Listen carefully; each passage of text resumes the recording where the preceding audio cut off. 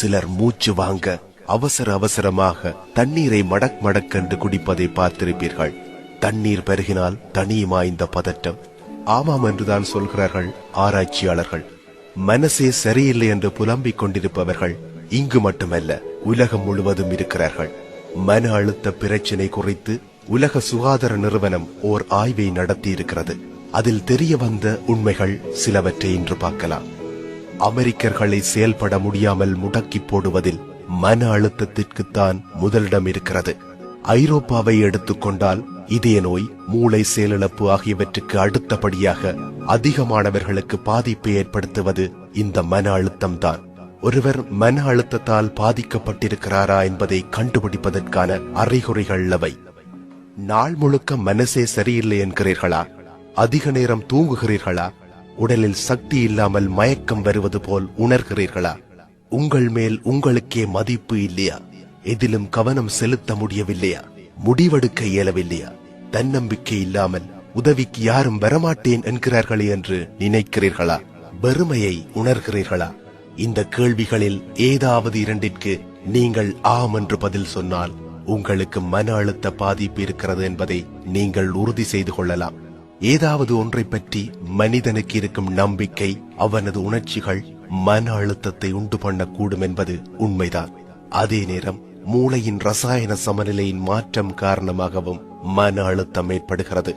மன அழுத்தத்தை உண்டாக்கும் மூளை ரசாயன சமநிலை வேறுபாட்டை உணவு பழக்கத்தை மாற்றுவதால் சரி செய்ய இயலும். நிறைய தண்ணீர் குடித்து பழக வேண்டும். அதே நேரம் குளிர்பானங்களை மறந்துவிட வேண்டும். சுவை, நிறம் மற்றும் வாசனைக்கான குளிர்பானங்களில் ரசாயன பொருட்கள் சேர்க்கப்படுகின்றன. இவை மூளையின் ரசாயன சமநிலையை பாதித்து மன அழுத்தத்தை ஏற்படுத்தக்கூடியவை. முழு திறனோடு மூளை செயல்பட நீர்ச்சத்து அவசியம். மூளையில் இருந்து வரும் சமிச்சைகளை மின்சாரத்தை போல நரம்பு மண்டலம் உடல் முழுவதும் கடத்தி செல்கிறது. நீர்ச்சத்து குறைந்தால் மூளை மற்றும் நரம்புகளால் இயங்கும் உடலின் செயற்பாடுகளும் பாதிக்கப்படும். எனவே தேவையான அளவு தண்ணீர் பருக வேண்டும். உடல் எடை அதிகம் உள்ளவர்கள் கூடுதலாக நீர் அருந்த வேண்டும்.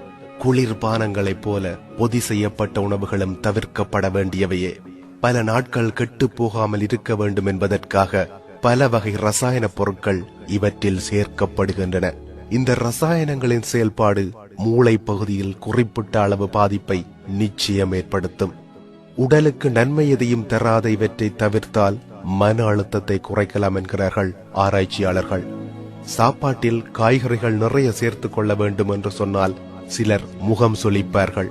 உண்மையில் காய்கறி மற்றும் பழங்களில் உடல் ஆரோக்கியத்துக்கு தேவையான தாதுக்கள், விட்டமின்கள் உள்ளிட்ட ஊட்டச்சத்துக்கள் நிறையவே உள்ளன. இவை மூளை மற்றும் நரம்பு மண்டலத்தின் சமநிலையை பராமரிப்பதில் முக்கிய பங்கை வகிக்கின்றன. எனவே உணவில் காய்கறிகள் கட்டாயம் இருக்க வேண்டும். சமைத்த காய்கறிகளை விட இயற்கையாக கிடைக்கும் நிலையிலேயே அவற்றை உட்கொண்டால் மிக மிக நல்லது. உடல் எடையை கட்டுப்பாட்டில் வைத்துக் கொள்ள வேண்டும் என்று நினைப்பவர்கள் பூமிக்கு அடியில் விளையும் கிழங்கு வகைகளை தவிர்த்து மற்ற காய்கறிகளை அதிகமாக சேர்த்துக் கொள்ளலாம். மூளையின் செயல்பாட்டு திறனுக்கு கொழுப்பு அமிலங்களும் முக்கியமான தேவைதான். ஒமேகா 3 கொழுப்பு அமிலம் உள்ள உணவுகள், மீன் வகைகளை சாப்பிடலாம். அதிகமாக மீன் சாப்பிட முடியவில்லை என்றால் இருக்கவே இருக்கிறது மீன் எண்ணெய் மற்றும் அது அடங்கிய மாத்திரைகள். அவற்றை மருத்துவரின் ஆலோசனையோடு எடுத்துக் கொள்ளலாம். ஆக இயற்கையான மற்றும் சத்தான உணவு உண்டால் உடலை நலமாக வைத்துக் கொள்ளலாம். உடல் ஆரோக்கியம் சீர்குலைந்தால் மன அழுத்தத்தால் மனிதன் பாதிக்கப்படுவார். ஆரோக்கியம் தரும் உணவும் தேவையான அளவு தண்ணீர் குடிப்பதும் மன அழுத்தத்தை தவிர்த்து நிம்மதியை தரும் என்பது ஆராய்ச்சியாளர்கள் தரும் முடிவு.